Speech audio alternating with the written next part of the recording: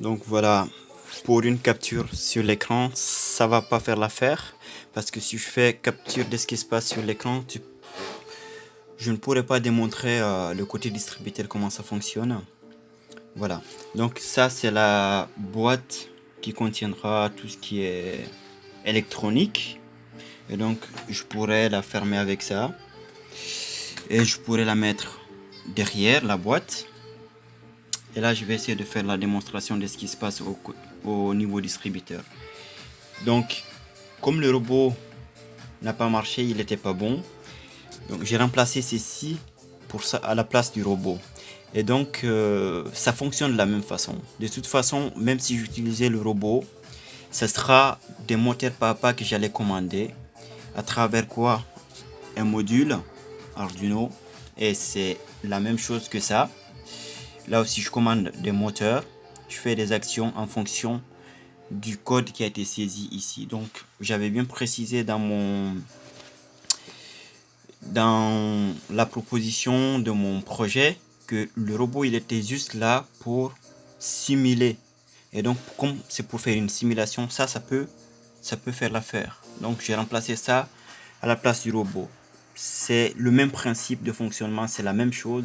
C'est juste que voilà, le robot, je sais pas, c'est faire des actions aussi comme ceci. Donc faire tomber quelque chose. Et donc ce que je vais faire maintenant, je vais passer à la démonstration. Là c'est la base de données. Donc il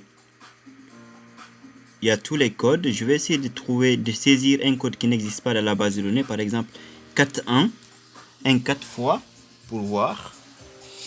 Et donc ici, ici, ça c'est le serveur pour connecter directement à mon ESP côté distributeur, et ça c'est le serveur de l'application.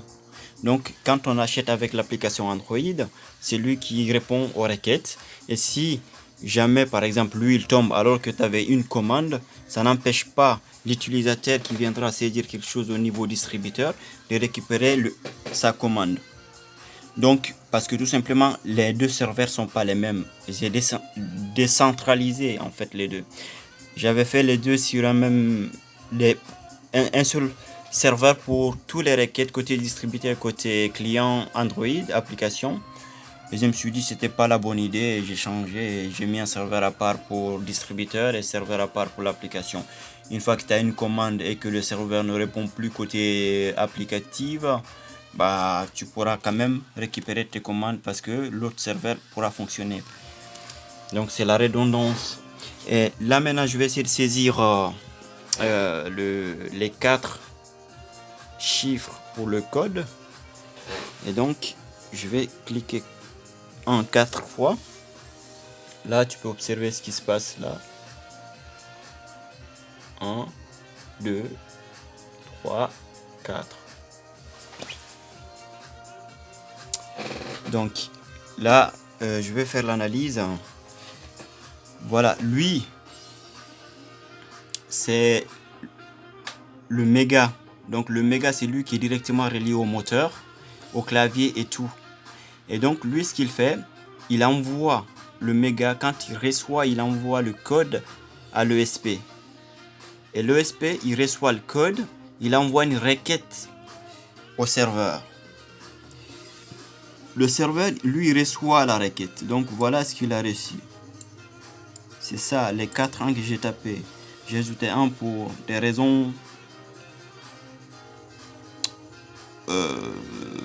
fonctionnelles. Et là j'ai enlevé la virgule. Et oui, j'ai parsé le code et puis voilà, j'ai envoyé à ma base de données. Et comme le code n'existe pas à la base de données, le serveur il renvoie un nul. Et donc quand il renvoie un nul, j'envoie un string ici pour lui dire que ça fonctionne pas, une trame. J'envoie une trame à l'ESP, l'ESP envoie une réponse au niveau de l'Arduino Mega, relais directement au moteur, donc il n'y a rien qui se passe. Et maintenant ce que je peux faire, je vais prendre un code qui existe ici, par exemple le 21. Attends, je vais vérifier d'abord qu'il existe ce code. Voilà. 21 21. Donc si je clique ici,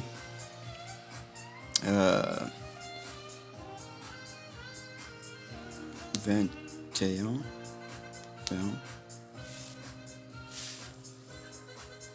21.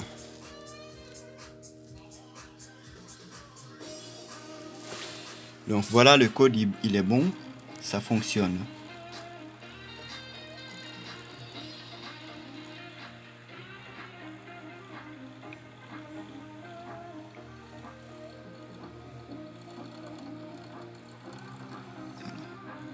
Approcher un petit peu, voilà. Tu le laisses là et l'autre il vient, il pousse. Il fait tomber. Et donc voilà. C'est ce que tu m'avais dit, faire tomber quelque chose, et c'est fait. Et donc là, maintenant côté fonctionnement, voilà ce qui s'est passé. Donc quand j'ai tapé les codes sur le keypad, donc lui il reçoit, il envoie à l'ESP, l'ESP il reçoit, il envoie au serveur. Donc voilà ce qui s'est passé. Demain je vais aussi faire la démonstration, mais donc voilà.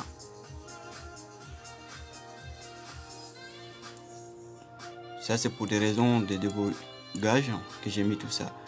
Donc le code que j'ai tapé c'est ça, 21 21. Le code a été complété, il envoie le code et puis il reçoit une réponse. Après il dit que voilà, la réponse est bonne et les moteurs commencent à tourner. Ça c'est le premier moteur qui tourne. Et là c'est pour indiquer qu'il est en avant. Et là c'est le temps qu'il a effectué pour faire un tour. Ça c'est pour le retour. Et ça c'est la fin du retour.